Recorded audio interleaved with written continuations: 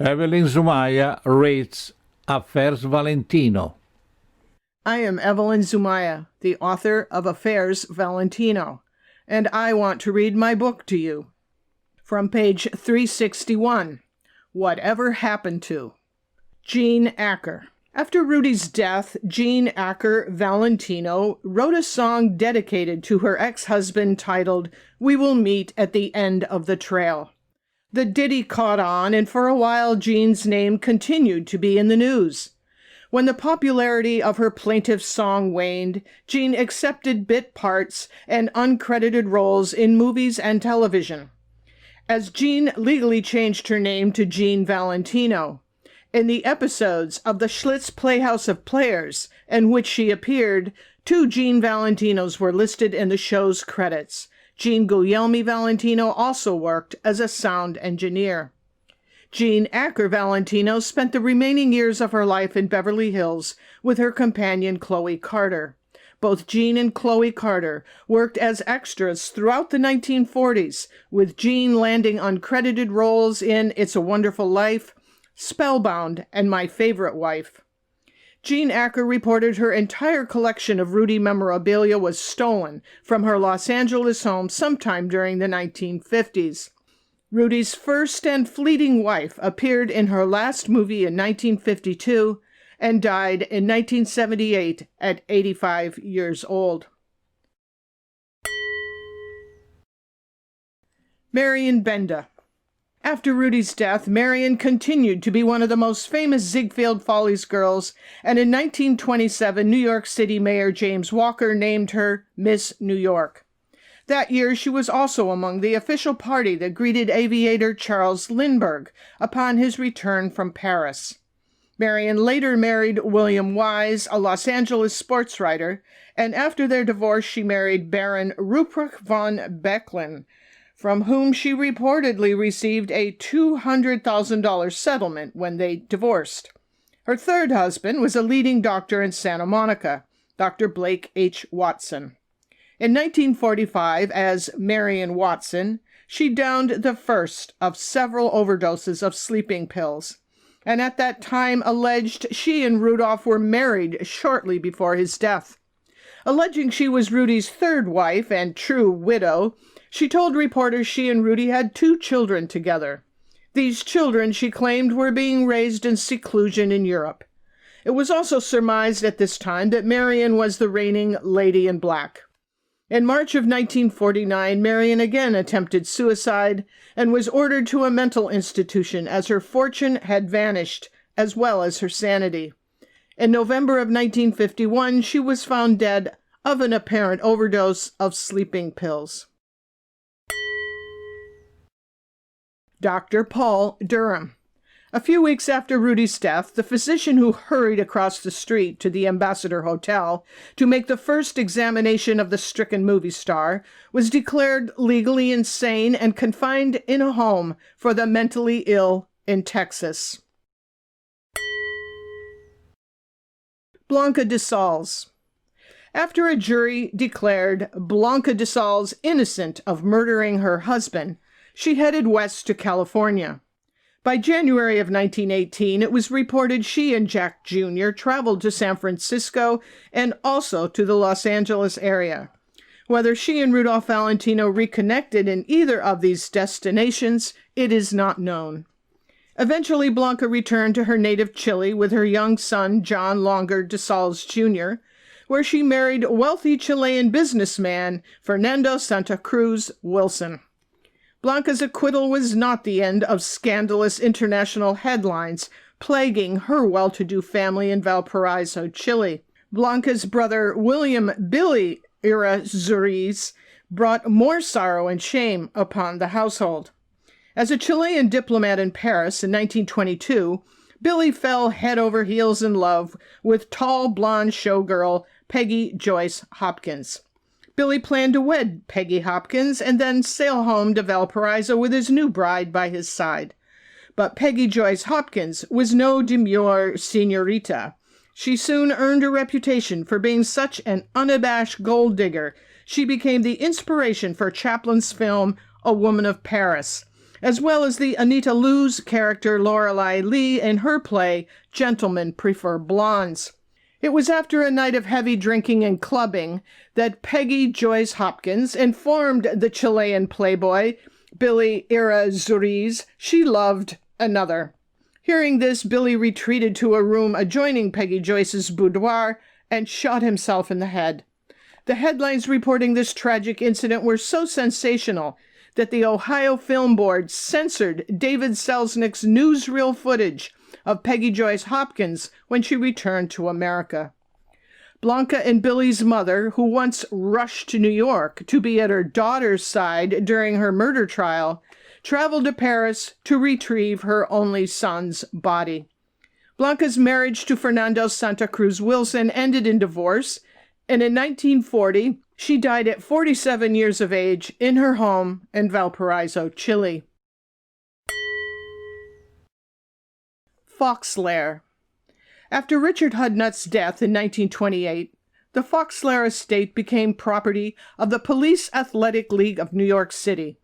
For many years, the hillside residence was used as a summer camp for inner-city boys.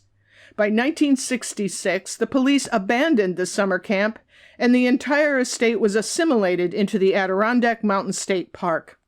It was then park rangers discovered vandals destroying the big house, where Rudy Valentino and Natasha Rambova spent a few idyllic weeks in the summer of 1922. The decision was made to torch the once luxurious mountain retreat and the big house, and these and every other remaining building on the property were burned to the ground. Falcon Lair. Falcon Lair had several owners before being purchased by heiress Doris Duke, who died in the residence in 1993. After a lengthy estate battle, the home was once again sold in 1998 for less than $3 million. A renovation was planned but not completed, with the home being partially destroyed in 2006. Today, only a portion of the original residence remains, along with the gates and stable. Douglas Gerard. Rudy and Natasha's friend Doug Gerard spent most of his career in Hollywood working as a director. The handsome Irishman can be seen today in one of the many surviving movies in which he appeared as an actor. The Warner Brothers 1927 silent movie The First Auto is probably his meatiest role. In this film, Doug Gerard is cast as the flamboyant Squire Rufus Stebbins. Doug Gerard's long career in show business began in 1913 and ended in 1950, when he suffered a stroke while walking along the streets of Los Angeles. The massive stroke caused him to fall on the sidewalk with such force that he fractured his skull. Paul Ivanhoe. Throughout the 1940s and 1950s, Paul Ivanhoe worked as a cinematographer on mostly B movies, including The Spider-Woman, The Spider-Woman Strikes Back, and a string of television programs including The Texan, The Loretta Young Show, The Man from U.N.C.L.E., Daniel Boone, Family Affair, and Doctari. He married in 1935, retired from show business in 1970, and died at 84 years old in 1984 in Woodland Hills, California. Jaden. After his two infamous appearances in The Sheik and The Son of the Sheik, the Arabian stallion Jaden made 3 more public appearances in the Tournament of Roses parade. In his third Rose Bowl parade, the celebrated horse garnered press coverage after he reared for the crowd and galloped through the streets of Pasadena with a frantic rider clinging to his neck. There were a few more screen roles for Jaden before he was finally put down in 1945. The stallion's skeleton is still used as a classroom display at the University of California College of Agriculture at Davis, California. And Jaden's original saddle and tack, used in The Son of the Sheik, is currently the property of Cal Poly in Pomona, California. Norman Carey. Rudy's friend Norman Carey is best remembered as the leading man in several of Lon Chaney's films, The Hunchback of Notre Dame, The Phantom of the Opera, and the grisly horror movie The Unknown. Often compared to action heroes such as Douglas Fairbanks and John Gilbert, Carey has been largely forgotten today. After enjoying a 35-year career in Hollywood, he retired in 1941. He died in 1956. June Mathis. After leaving famous players Lasky, Mathis signed with MGM as an editorial director. Her first major projects were Greed and Ben-Hur. Both projects were disastrous for Mathis. She salvaged her career by signing with First National Pictures in 1924, where she wrote and edited comedies, including several of Colleen Moore's films. After terminating her contact with the Valentinos, she eloped with Italian cameraman Silvano Balboni. By 1926, she had parted ways with First National and was working as a freelance writer. The legendary screenwriter who gave Rudolph Valentino his first big break in The Four Horsemen of the Apocalypse died on July 27, 1927, while attending the theater in New York with her mother. She is buried in a crypt next to Valentino. Arnold Manila.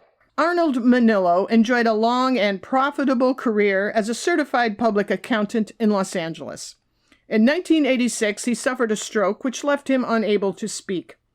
Rudy's young dance protege never forgot his tango lessons, and although impaired by the effects of the stroke, at a spring event held by the Italian community in Los Angeles, Arnold performed his last dance with his wife. He was a prominent citizen in the Italian community in Los Angeles and recognized by many Italian organizations for his community activism. He died in 1992. Frank Manillo. During the leanest years of the Depression, Frank struggled to keep his cannery in Merced solvent. In the spring of 1936, he closed his California Tomato Juice Company and returned to Los Angeles to work in the produce brokerage business. Only 6 months after returning to Southern California, he was diagnosed with cancer. A major surgical procedure was performed to stave off the advancing disease, but Frank's post-surgical condition deteriorated rapidly. Less than 1 week later, a 54-year-old Frank Manillo passed away, with his brother Ciro and son Arnold by his bedside.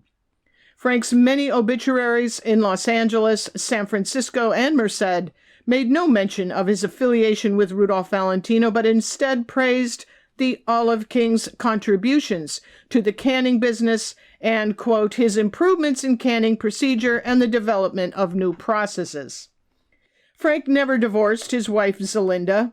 She worked as the principal of the Sullivan Street School in Greenwich Village and was a well-known activist and advocate for the underprivileged children of New York. She founded the Mothers Club, organized a boycott of Tammany Hall politicians, and holds the distinction of being the first honorary policewoman in New York City.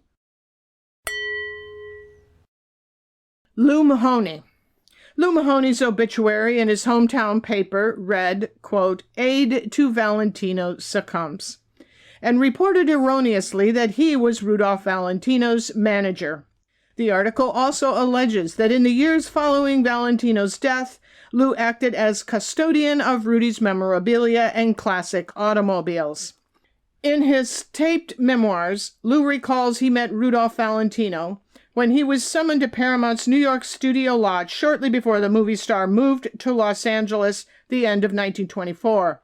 Lou claimed he was dispatched as a police officer to protect Valentino after the movie star received a threatening letter from a criminal organization known as the Black Hand.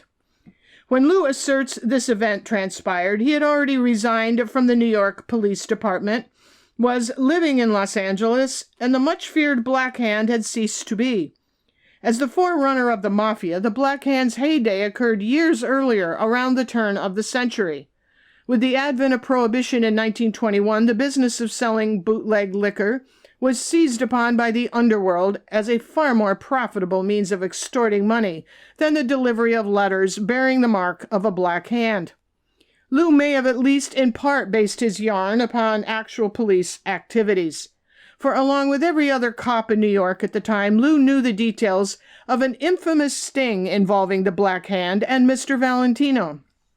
But this sting took place several years before Lou alleged it did, and he played no role in the episode.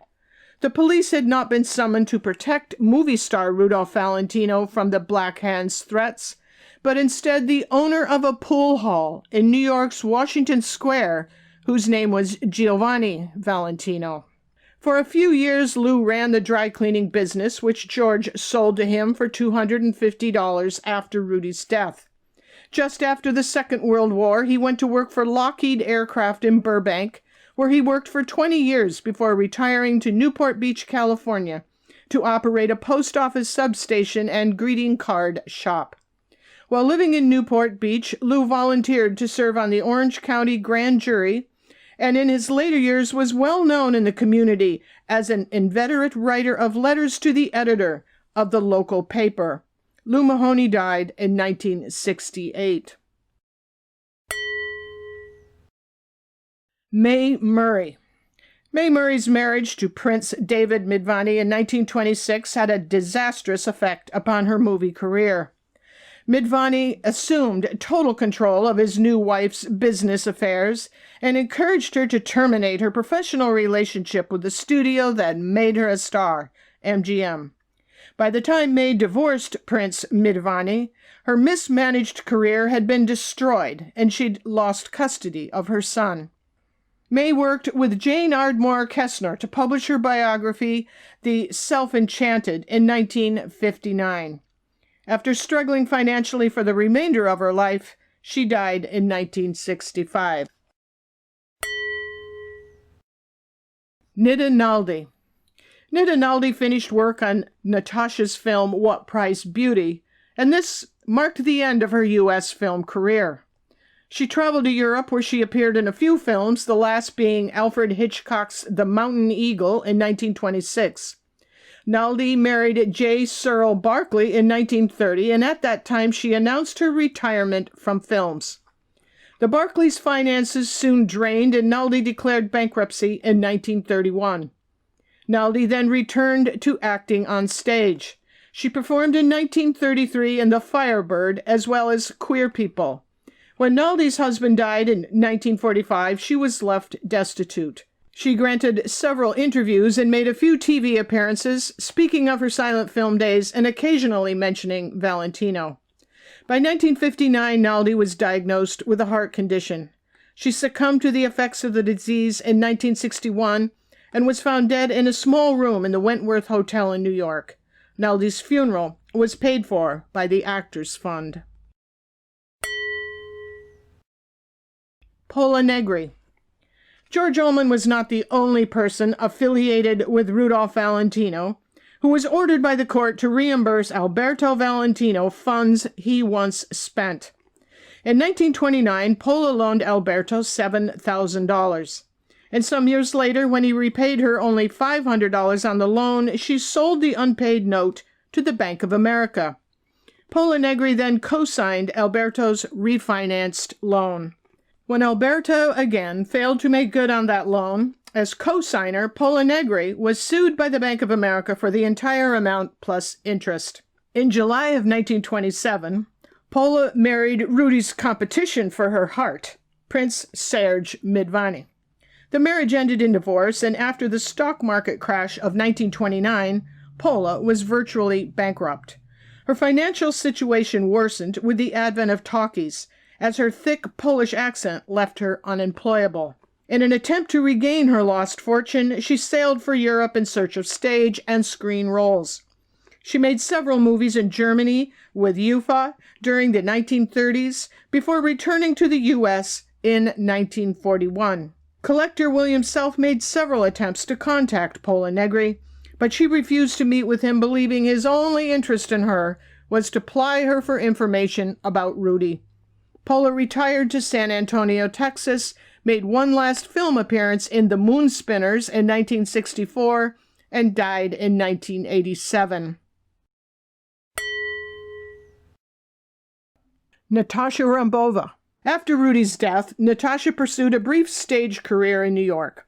wrote a play as a satirical parody of her life in Hollywood titled All That Glitters, and opened a dress salon on Fifth Avenue. In 1928, Richard Hudnut died and left a sizable interest to his beloved stepdaughter. This made it financially possible for Natasha to relocate to the island of Majorca, Spain in 1931, where she invested her inheritance in the restoration of Mediterranean villas. There she met and married a Basque Count, Alvaro Ursaiz, who bore a striking resemblance to Rudolph Valentino. During the 1930s, Natasha and Alvaro Ursaiz toured the Middle East and Egypt, and when the Spanish Civil War broke out, Natasha returned to France in the safety of the chateau at Juan-les-Pins. Marital bliss was not to be for Natasha and Alvaro Ursaiz, and they eventually divorced. In 1939, Natasha was single once again, and she returned to the U.S. and her homes in Connecticut and Phoenix, Arizona. She devoted the remainder of her life to her writing and the study of Egyptian art, dream analysis, symbolism, myth, and the theories of the lost civilization of Atlantis. In 1965, Natasha Rambova was discovered collapsed on the floor of an elevator in the Gotham Hotel in New York. Suffering from the advanced stages of scleroderma and nearly unable to swallow, Natasha's family in California brought her to Los Angeles, where she lived until her death on June 5, 1966. During the final days of her life, Natasha ate a diet of eggs and caviar, enjoyed the company of her Pekingese dogs, and according to her relatives, seldom spoke of her life with Rudolph Valentino. Today, 3 galleries display her private art collections: the Natasha Rambova Collection of Egyptian Antiquities in the Utah Museum of Fine Arts in Salt Lake City, Utah, and the Natasha Rambova Gallery of Nepali and Lamaistic Art in the Philadelphia Museum of Art in Philadelphia, Pennsylvania. Rambova's 10,000-piece Egyptian collection was gifted to Yale University in 2010. Pieces of the collection have been displayed at the Yale Egyptological Institute in Egypt. Thelma Banky. After Thelma's affiliation with Valentino, her name was linked to many Hollywood playboys before she married actor Rod LaRocque. The coming of sound proved treacherous for Banky and her Hungarian accent. After making 3 talkies, she retired from the screen in 1932, though she continued to act on stage with her husband. Banky and LaRocque enjoyed a long and happy marriage, ending with his death in 1969. She became a recluse, rarely granting appearances, and died in 1991 at the age of 90. Agnes Ayers. Agnes Ayers' troubled film career began long before filming her second role as Lady Diana. After a disastrous affair with Jesse Lasky, she married Manuel Ricci and left Paramount for the independent studio PDC. Ayers sued PDC in 1925 as she felt they were not fulfilling her contract. After her appearance in The Son of the Sheik, Ayers divorced her husband and returned to film full-time. Several of these films included talking sequences. Ayers' professional and personal life went adrift in 1929 when she lost her fortune in the stock market crash. Ayers began touring in vaudeville and sought to obtain roles in talking films. In 1937, she suffered a nervous breakdown, and in 1939, she relinquished custody of her daughter. Ayers died on Christmas Day, 1940, after suffering a cerebral hemorrhage. She was 42. Joe Shank. After serving only 4 months of his sentence in a Connecticut State Federal Penitentiary, Joe Shank was pardoned by President Harry Truman. The deposed mogul then returned to Hollywood and accepted a position as head of production at Fox Studios. By the early 1950s, Joe Shank was still wielding his executive might and convinced Harry Cohen, the head of Columbia Pictures, to grant a screen contract to a young starlet named Marilyn Monroe. In 1950, the man who once granted Rudolph Valentino a lucrative contract interviewed a new heartthrob candidate, Marlon Brando. Joe Shank retired in 1957 after suffering a stroke and died in 1961. Dr. Wyman. In the course of Dr. Sterling Wyman's career as arch-impostor, Ethan Allen Weinberg, or Dr. Wyman, posed as a doctor, an attorney, a uniformed police officer, and an array of diplomatic officials. As the United States Consul to Monaco, a special representative in the U.S. for the Republic of Salvador, the Consul General for Romania, and Lieutenant Royal St. Cyr Weinberg, a.k.a. Dr. Wyman, while he accumulated a lengthy, albeit bogus, resume. In addition to posing as Paula Negri's physician in New York at the time of Rudy's death, and boasting to the press that he authored a prestigious publication titled Wyman on Medical Jurisprudence, the ersatz Dr. Wyman also crashed through police lines in full uniform to greet the Bremen aviators as they passed through New York on their way to Washington. Undetected, the con man extraordinaire then personally escorted the Bremen flyers to their train under the alias of Captain Stanley Wyman. Weinberg Wyman did not always escape incarceration for his outrageous flim-flammery. In 1922, he was sentenced to 2 years in an Atlanta penitentiary for arranging a reception for President Harding as Lieutenant Commander Stanley Wyman. Weinberg assumed his alias of Dr. Wyman while working in a diploma factory in Washington, where he purchased his medical degree for $25. Shortly after Wyman left for New York with his new identity in hand, the dean and the president of the shady diploma factory were convicted of using the mail to defraud and locked in a federal penitentiary. Wyman Weinberg's life came to an end as he bled to death on the floor of a small hotel in New York City, where he was employed as a night clerk. Robbers burst in late one night while he was on duty, and in the course of the stick-up, Lieutenant Commander Captain Dr. Stanley Sterling Weinberg Wyman was shot and killed. George Ullman. During the first few weeks after Rudy's death, George and Bea Ullman traveled to San Francisco to return Rudy's pedigreed pup, Mission Rudy, to its previous owner, Mayor Rolfe. When the mayor and his wife greeted the Ullmans at the door and saw the dog they'd given to Rudy only a few weeks earlier, they both broke down in tears. It was also during this time that George endeavored to distribute Natasha's film What Price Beauty, as the movie was an asset of Rudolph Valentino Production Company. He first sought its distribution with United Artists president Joe Shank, but after a few test showings, Shank informed George he had no interest in the film. George then went to the Pathé Company, where he negotiated a contract for their worldwide distribution of the film.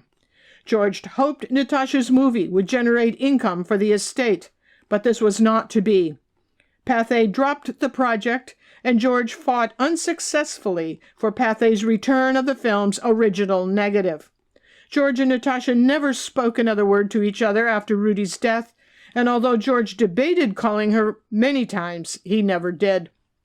According to his memoir, George was most proud that in October of 1931 he was able to have $61,432 of federal tax liens against the Rudolph Valentino Production Company abated for overassessment of income taxes and interest.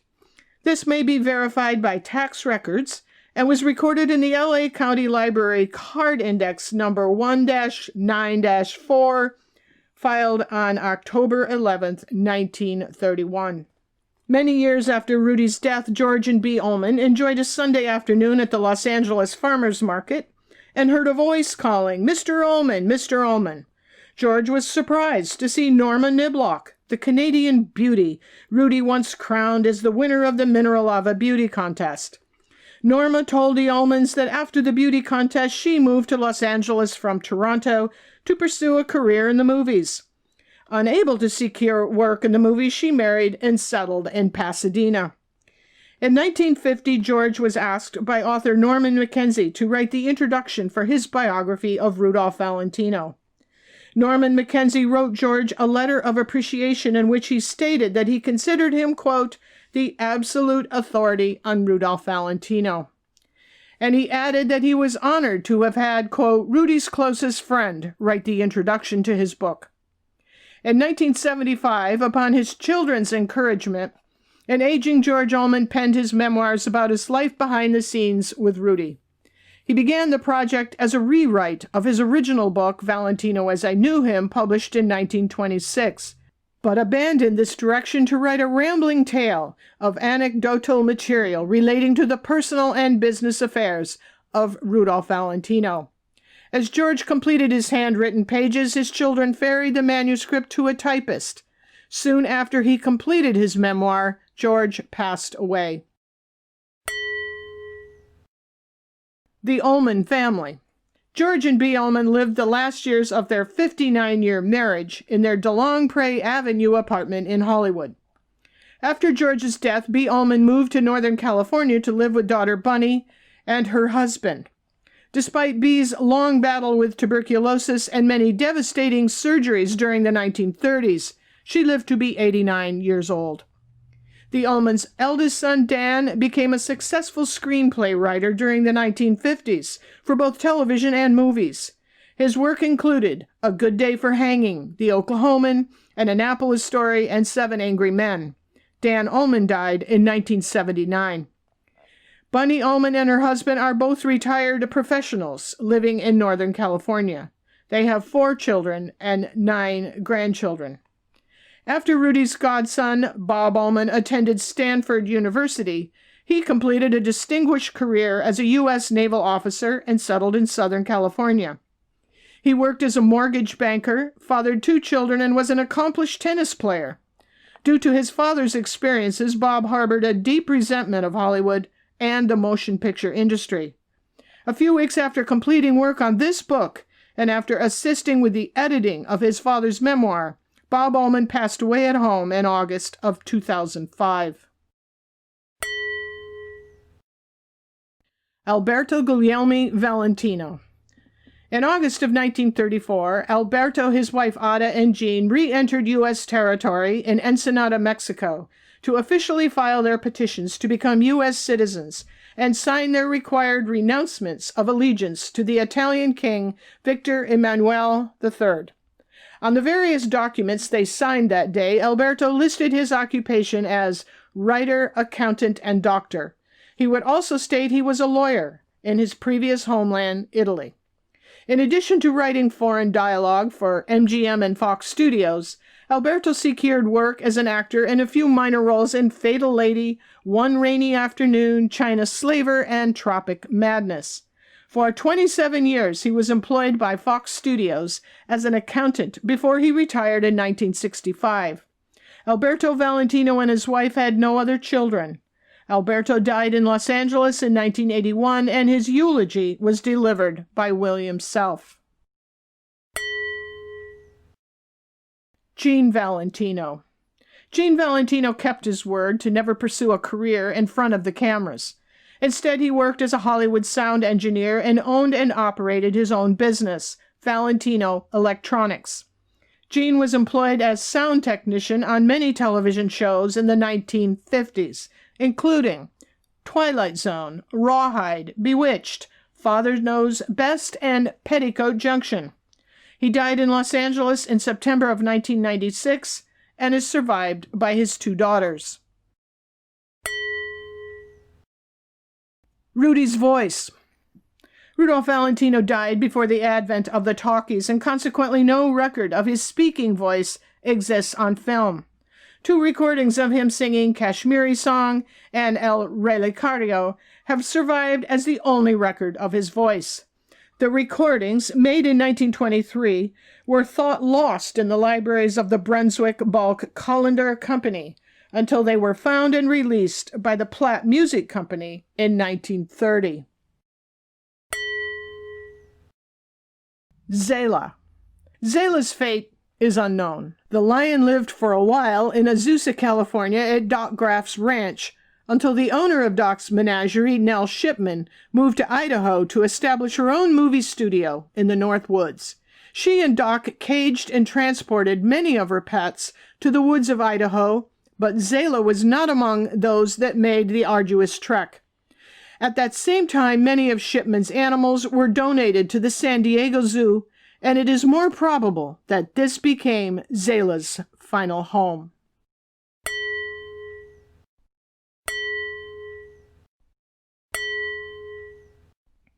Thanks for listening, and my next and last installment will be the postscript. I hope you will subscribe to this YouTube channel so you'll be notified when our next video goes online. As always, you may find your copy of Affairs Valentino on Amazon and on all online book-selling venues.